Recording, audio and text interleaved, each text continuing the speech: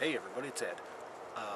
If you're on this page, this YouTube page, then you're looking at this video and you're probably wondering, why in the hell is Ed out in the woods in the middle of the night? It's a pretty good question because it's kind of creepy out here. But I was sitting in my house and I was watching this horror movie called Rest Stop, right? And me watching a horror movie, imagine that. Anyways, so I'm sitting there and I'm thinking about all the ways that this girl could have survived this horror movie. And then it hits me. Most people don't know how to survive a horror movie, right?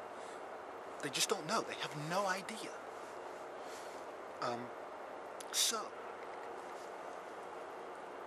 what I was thinking about doing is doing a video or a series of videos on how to survive a horror movie.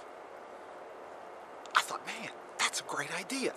How does a person, you can see it's cold out here, how does a person survive a horror movie? Well, first off, let me start by saying that there are a lot of myths and tricks that people say, oh, well, if you do this or you do that, you're dead in a horror film, okay? And that's true, but it's not all the same stuff that you're always seeing in these movies, okay? So, well, hell, let's get me the hell out of the woods first, and then we'll go talk about it somewhere else, okay? So, let's get the hell out of here. Oh, wow, happy to be out of the woods. But now you're wondering, okay, Ed, where the hell are we at now? Well, that's that house, okay? That's that house. And you're going, what house? Well, every town, I don't care where you're at or where you're from, every town in America, probably worldwide, has that house. That's the house where back in 1950 or 1960 or 1970 or whenever, sometime in the past, something terrible happened in that house, and your schoolmates, your friends, the guys you grew up with, even your parents have told you your entire life, stay the hell away from that house. Don't go there, because crazy Mr. Smith chopped his wife and his whole family into 50 billion pieces and then stuck them in a blender and ate them. But now it's become a badge of courage, and all your friends on Halloween night want you to go into that house and have a party. Well, don't do it. It's a bad idea, okay? The reason I came to that house is because a lot of these horror movies, it tends to take place in a certain area. It's not like some kind of global phenomenon. It's very rare that you see that kind of thing. But with a little smarts and watching these videos, you can learn how to survive a horror movie. First off, the first thing we're going to talk about is that house. That house is an important location. Whether it's that house, that camp, that rest stop, that cemetery, don't go there. That's the first step. Stay away from those places. Why? Because Old Man Smith, who chopped his family up, his ghost is still there. Or maybe his deranged son, who's 9'2" and weighs 650 pounds of solid muscle, is living in the basement. And he's going to chop you up into little pieces. So avoid that house. Okay? The very next thing we're going to talk about is those things that they say. You know, they say, oh, never say I'll be right back. They say, never say who's there. And they're right, to a degree. Let's go somewhere else where it's a little more comfortable, because it's still pretty fucking cold out here, and, well, I don't like standing in front of that house because, you know, bad stuff happened there, and it's kind of spooky, and we'll just go somewhere a little safer than that. All right? I'll see you in a second. Whew. Well, after a night of running around in the woods, going to that house, finally I'm back home and relatively safe. But am I? Am I really safe? Well, we learned from 80s slasher films that no place is truly safe, not even home. Why? Well, let's look at movies like A Stranger in the House, When a Stranger Calls, Black Christmas. They prove that even in your own home, you're not safe. There's nowhere truly safe in a horror film, only safer. You know, it's kind of like if there's a zombie outbreak. There's nowhere that you're really, really safe. There's just safer than the last place you were in. But for right now, this is what we're talking about. 80s slasher films. And how do you survive an 80s slasher film? Or how do you survive any horror film, for that fact? Well, it's really quite easy. You just have to be smarter than your killer. Which, all in all, isn't really that difficult.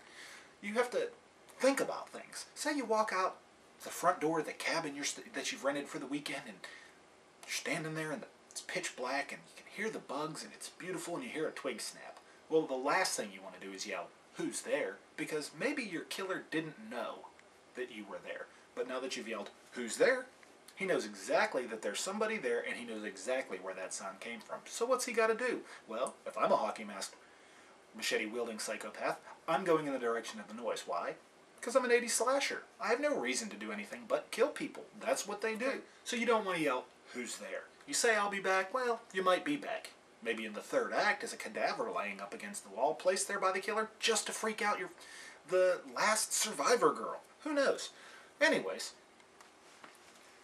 what you say isn't as important as what you do, or in this case, what you don't do, or maybe what you shouldn't do. Now, just like anybody else, when among friends, I like to drink and have a good time. Hey, who doesn't enjoy a party? It's a great thing. You get together with 10, 15 friends out at the lake, you're sitting around drinking, telling campfire stories, some guy lights up a joint, the next thing you know, hockey mask psycho shows up. Chainsaw-toting weirdo cannibal comes out of nowhere. These are the kind of situations we can avoid. But hey, you don't have to kill all the fun.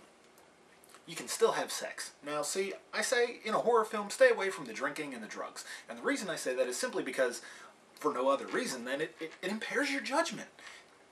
You know, yeah, you see the masked weirdo standing in front of you and you could just turn around and run out the back door. But because you're stoned, you run up the steps. Doesn't make any sense. Or he's standing right in front of you, and instead of running out the back door, you run down into the basement, and there's no way out of there either, so you're screwed. Why? Because you were drunk. Dumb reason to die. Sex? Sex is another thing. Now, I'm all for sex. I love sex. You probably love sex. You're probably wondering why you're not having sex and actually sitting and watching this video, and I'm wondering the same thing. Anyways, if you're going to have sex, have safe sex. And I don't mean use a condom, I mean lock the door, because just like anybody else, when you're in the middle of having sex, you're only focused on the person either above or below you.